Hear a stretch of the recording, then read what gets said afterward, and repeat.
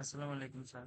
My name is Rimondo and my student ID is 2216599. Here I am explaining about the lab part about our final assignment.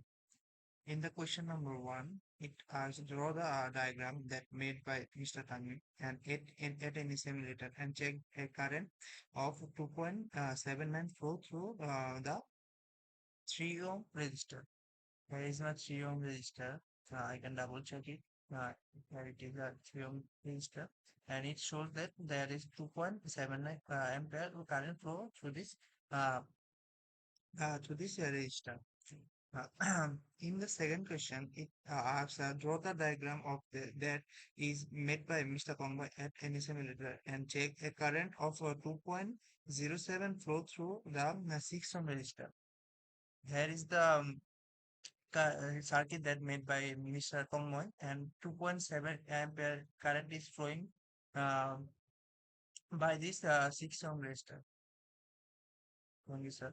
Assalamu alaikum.